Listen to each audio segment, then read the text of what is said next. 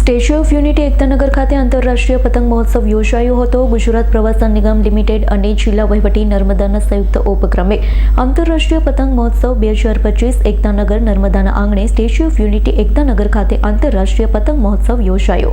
ડેડિયાપાડાના ધારાસભ્ય ચૈતર વસાવા, ભરૂચના સાંસદ મનસુખ વસાવા, છોટાઉદેપુરના સાંસદ જશુ રાઠવાનું આમંત્રણ કાર્ડમાં નામ હોવા છતાં ગેરહાજર રહ્યા હતા. એકમાત્ર નાંદોદના ધારાસભ્ય દર્શનાબેન દેશમુખ અને ડીડીઓ અંકિત પન્નુ, જિલ્લા પંચાયત પ્રમુખ ભીમસિંહભાઈ હાજર રહ્યા. જિલ્લા ભાજપ પ્રમુખ ઘનશ્યામ પટેલની પણ ગેરહાજરી સૂચક બની હતી. આ અંગે મીડિયાએ ધારાસભ્ય દર્શનાબેનની ગેરહાજર રહેવા અંગે સવાલો કર્યા હતા.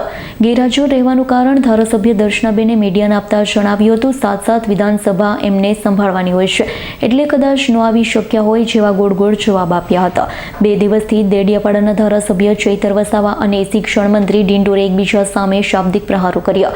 વળતો જવાબ ચૈતર વસાવાએ શિક્ષણ મંત્રીને અલગ ભીલ પ્રદેશની માંગણી અંગે જવાબ આપતા રાજકારણ આપતા ગરમાયું. સાંસદ મનસુખ વસાવા, આપ ધારાસભ્ય ચૈતર વસાવા વચ્ચે વાદ વિવાદ થયો હોય. વિવાદ વધુ ન વકરે તે માટે કદાચ નેતાઓ ગેરહાજર રહ્યા હતા. કોઈ બીજું કારણ હતું તે અંગે અટકળો તેજ બની હતી. ઉલ્લેખનીય છે કે નર્મદામાં રાજકીય નેતાઓ સોશિયલ મીડિયા મારફતે જાહેરમાં દ્વારા એકબીજા ઉપર આક્ષેપ પ્રત્યાક્ષેપ કરતા હોય છે, એક મંચ પર આવવાનું ટાળતા હોય છે. એકતાનગર ખાતે પણ રાજકીય નેતાઓની ગેરહાજરી ઘણું બધું કહી જાય છે. કલેક્ટર અને સીઓ હાજર નથી.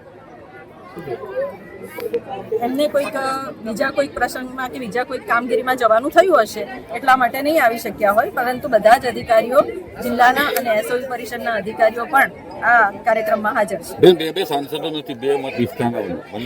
દરેક સાંસદ શ્રીને 7 વિધાનસભાનો વિસ્તાર આવતો હોય છે, એટલે સ્વાભાવિક વસ્તુ છે કે બધી જ જગ્યાઓ ઉપર એક સાથે કાર્યક્રમો થતા હોય તો એ સાથે ન આવી શકે.